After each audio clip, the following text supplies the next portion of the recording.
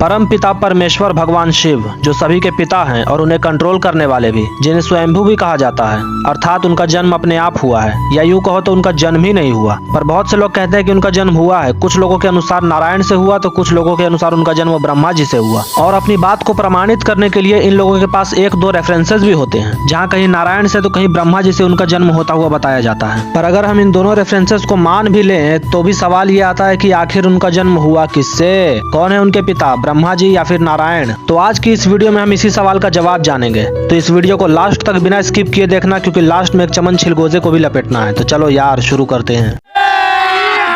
अभी मजा आएगा ना भिड़ो। हाँ, तो अगर हम महाभारत के इस रेफरेंस को देखें तो यहाँ महादेव का जन्म नारायण से होते हुए बताया गया है। वहीं इस वाले रेफरेंस में उनकी उत्पत्ति ब्रह्मा जी से हो रही है। पर अगर वहीं हम इस वाले रेफरेंस पर नजर डालें तो यहाँ ब्रह्मा जी का जन्म महादेव के राइट साइड से, वहीं विष्णु जी का जन्म महादेव की लेफ्ट साइड से हो रहा है। तो इनमें से सही कौन सा है? वेल, क्या हो अगर मैं आपसे कहूँ कि ये तीनों ही रेफरेंसेस सही है? अरे कहना क्या चाहते हो? क्या हुआ, नहीं समझे? कोई बात नहीं, मैं किस लिए हूँ यार। सबसे पहले आप शिव महापुराण का ये वाला रेफरेंस देखो। यहाँ साफ साफ लिखा है कि महादेव ब्रह्मा और विष्णु के पिता और पुत्र दोनों हैं। वहीं अथर्ववेद भी इस बात पर मुहर लगाता है, क्योंकि इसमें भी यही लिखा है कि महादेव इन दोनों के पिता और पुत्र दोनों हैं। तो इन बातों से ये तो क्लियर है कि ये तीनों ही रेफरेंसेस सही थे। अब जरा देखते हैं कि ऐसा कैसे हो सकता है कि अगर वो उनके पिता है तो भला वो उनके पुत्र कैसे हुए। तो इस सवाल का जवाब जानने के लिए हम सबसे पहले महाभारत को ही देखेंगे। तो देखो यार, जहाँ पर महादेव का जन्म नारायण से हो रहा है वहाँ रुद्र कपार्दिन की बात की गई है। वहीं ब्रह्मा जी के केस में वो रुद्र नील लोहित है। यहाँ कुछ लोगों के भौंकने से पहले मैं ये बता दूं कि श्री कृष्णा जी खुद जब महादेव की स्तुति करते हैं तब वो महादेव को रुद्रों में नील लोहित कहकर संबोधित करते हैं, जिससे ये बात साबित होती है कि वो रुद्र ही है जिनका जन्म ब्रह्मा और विष्णु से हुआ था। इवन खुद महादेव ने ब्रह्मा और विष्णु को उत्पन्न करने के बाद रुद्र को संहार करने के लिए उत्पन्न किया था। तो इस बात से ये क्लियर है कि जिनका जन्म ब्रह्मा, विष्णु और इवन खुद महादेव से हुआ वो तीनों ही रुद्र थे। अब आप पूछोगे कि जिस तरह महादेव ने ब्रह्मा और विष्णु के बाद एक रुद्र को बनाया, उसी तरह वो रुद्र कपार्दिन और नील लोहित को भी तो बना सकते थे, तो उन्होंने ऐसा किया क्यों नहीं? तो चलिए इस सवाल का जवाब भी जान ही लेते हैं, ताकि बकरा मुंडी रोए ना।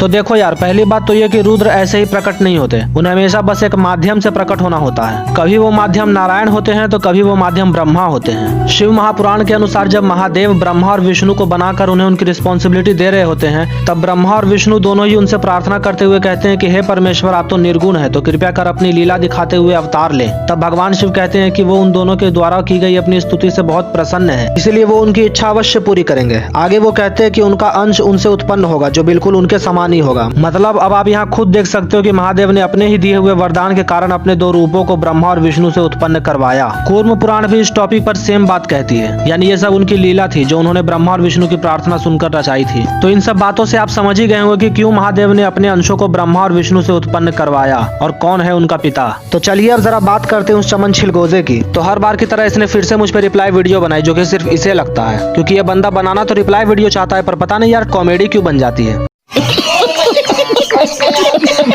इसकी वीडियो का टाइटल था कि महादेव को पशुपतिनाथ क्यों कहते हैं, पर पूरी वीडियो में इसने उस टॉपिक पर बिल्कुल भी बात नहीं की। और जरा इसे कोई बताओ यार कि उस वाली वीडियो में मैंने पुराण से तो रेफरेंस लिया ही थे, उसके साथ साथ उपनिषद और वेदों से भी रेफरेंस लिए थे, बट जैसा कि मैंने पहले कहा था कि इसके पास सारे प्रूफ्स खत्म हो चुके हैं, तो इसीलिए उसने उस वाली वीडियो में उपनिषदों और वेदों को छोड़कर सिर्फ पुराणों पर ही कॉन्सेंट्रेट किया कि मैंने उससे रेफरेंस दे दिए। अब भला वेदों की बातें ही पुराणों में लिखी हुई है तो रेफरेंस लेने में गलत क्या है? पर बात यह है कि इसके पास पशुपतिनाथ वाले क्लेम का कोई आंसर नहीं था। इसने ये वाला रेफरेंस दिखाकर क्लेम किया कि अर्जुन ने महादेव को हरा दिया। कौन है ये लोग?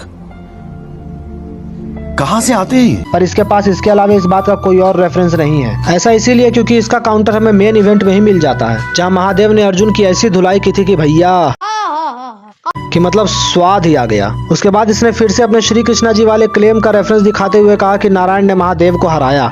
अच्छा, पर बात फिर से वही आती है कि जब आप युद्ध का पूरा सिनेरियो पढ़ोगे तो सब कुछ उल्टा ही पाओगे। इवन उसे पढ़कर युद्ध जैसा कुछ लगता भी नहीं। वो तो बस वहाँ दक्ष का यज्ञ खत्म करने के लिए आए थे। वेल, अब अगर युद्ध की बात आ ही गई है तो दक्ष युद्ध पर भी जल्दी ही एक वीडियो आएगी जिसमें हम सब कुछ विस्तार से जानेंगे। इसने कहा था कि ऋषि नारायण ने पूरी फोर्स के साथ महादेव का गला नहीं पकड़ा, जबकि वहाँ पे क्लियरली लिखा है कि वो दोनों महादेव को मारने के लिए लड़ रहे थे। हाँ, वो बात अलग है कि वो दोनों ये भूल गए थे कि मरने वाले वो खुद हैं। पहले तो इसकी आदि गुरु शंकराचार्य जी से फटती थी जो अलग, अब तो महर्षि उपमन्यु से भी इसकी फटने लगी है। अब इसे कौन बताए कि महर्षि उपमन्यु ने तो कहा ही, उनके अलावे खुद वेद व्यास जी महादेव की स्तुति करते थकते नहीं थे। भगवान विष्णु, ब्रह्मा, इंद्र, श्री कृष्णा जी, इसका सो कॉल्ड नर अवतार अर्जुन, युधिष्ठिर समेत सभी उन्हीं की महिमा गाते थे। भीष्म ने तो यहाँ तक कहा था कि वो महादेव को एक्सप्लेन करने में असमर्थ है। बेहतर होगा कि आप लोग खुद नारायण से जाकर उनका एक्सप्लेनेशन मांगे। बट आपको याद हो कि ये वही भीष्म थे जिन्होंने नारायण को बड़ी सरलता से डिस्क्राइब कर दिया था। जब सभी महादेव के बारे में जानने के लिए नारायण यानी श्री कृष्णा जी के पास जाते हैं, तब इसका कारण बताते हुए वो कहते हैं कि परमेश्वर भगवान शिव की महिमा को समझना किसी के बस की बात नहीं है। उन्हें परम ज्ञानी भी एक्सप्लेन नहीं कर सकते और यही कारण था कि भीष्म ने इसमें अपनी असमर्थता जताई थी। फिर उन्होंने कहा कि वो खुद भी महादेव को एक्सप्लेन नहीं कर सकते, बस उनकी कुछ महिमा गा सकते हैं। जिसके बाद उन्होंने शुरू करने से पहले अपना शुद्धिकरण किया, मतलब उनकी कुछ क्वालिटीज बताने से पहले भी उन्हें शुद्धिकरण करना पड़ा। जबकि भीष्म ने नारायण को एक्सप्लेन करने टाइम ऐसा कुछ भी नहीं किया था। और ये लोग कहते हैं कि छोड़ो फेड़ छोड़ो। इसने अपने वैष्णवास्त्र वाले क्लेम पर कहा कि वहाँ पर रुद्र यानी महादेव ही हैं, क्योंकि वहाँ इंद्र का नाम रुद्र से पहले है और इंद्र सभी रुद्रों से ज्यादा शक्तिशाली है। इंद्र का नाम रुद्र से पहले है ये तो ठीक है, बट मुझे कोई बताएगा कि ऐसा कहाँ लिखा है कि इंद्र सभी रुद्रों से ज्यादा पावरफुल है। मतलब इसके लॉजिक के हिसाब से देखें तो वहाँ ब्रह्मा जी का नाम भी होना चाहिए था, जो कि नहीं है। लेकिन पाशुपतास्त्र वाले क्लेम में ब्रह्मा और विष्णु की बात की गई है, ना कि इंद्र और विष्णु की। मतलब वहाँ भगवान विष्णु की ही बात की गई है, जबकि वैष्णवास्त्र वाले क्लेम में रुद्र की बात की गई है। मतलब यार इसने लॉजिक तो बिल्कुल बेच खाया है। और हाँ, मैं उस वाले वीडियो की बात कर रहा था जिसके कमेंट सेक्शन में मैंने तेरी पहली बार बजाई थी, तब तूने मुझे डर के ब्लॉक कर दिया था। उस वीडियो का टाइटल कुछ ऐसा था कि कौन से भगवान है सबसे श्रेष्ठ, सबसे बड़े, याद आया कुछ है, जिसमें तूने महादेव का भर भर के अपमान किया था। और वो वाली वीडियो मुझे YouTube पर नहीं मिली, तो जाहिर सी बात है कि तूने उसे रिमूव कर दिया है या फिर प्राइवेट कर दिया है। रही बात कर्ण के कवच कुंडल के साथ हारने की, तो गंधर्वों ने माया का यूज किया था, जिसे वो काट नहीं पाया, पर उसे कोई चोट तक नहीं पहुंचा पाया था। वैसे हाँ, तेरे भगोड़े अर्जुन से वो लोग जरूर लाइटली लड़ रहे थे। वहीं भीम और अर्जुन का क्लेम भी बहुत बार काउंटर हुआ है। खैर, इस पे हम किसी दूसरी वीडियो पे बात करेंगे। बाकी सुदर्शन चक्र की ताकत तो पहले ही एक्सपोज हो चुकी है। इसने कहा कि बोरी में इंटरपोलेशन हो ही नहीं सकती, क्योंकि उसने 47 ईयर्स तक रिसर्च की है। वाह, चड्ढा समझाओ इसे, समझाओ। अरे माना कि की होगी उसने 47 ईयर्स तक रिसर्च, लेकिन इंटरपोलेशन ना हो ऐसा हो ही नहीं सकता। इन जैसे छिलगुजों के लिए ही मैंने इंटरपोलेशन इन बोरी सी वाली वीडियो बनाई थी, जहाँ मैंने बोरी में हुए कुछ इंटरपोलेशंस पर बात की थी। आप चाहो तो उसे जाकर देख सकते हो। और अब तो इसकी हरकतें देखकर लगता है कि मुझे इसका सेकंड, थर्ड सारे पार्ट्स लाने पड़ेंगे। वैसे इसने अपने बाप बोरी की तुलना वेद व्यास महाभारत से कर दी, जो कि कब की विलुप्त हो चुकी है। बाकी इसकी वीडियो में और कुछ नहीं था, बस शरभ भगवान को लेकर रोता रहा, प्रूफ तो कर नहीं पाया। तो बस यार, आज के लिए इतना ही। अभी मेरे एग्जाम्स चल रहे हैं तो वीडियो आने में थोड़ा लेट हो सकता है, बट आएगी जरूर। तब तक के लिए हर हर महादेव, शिव शिव।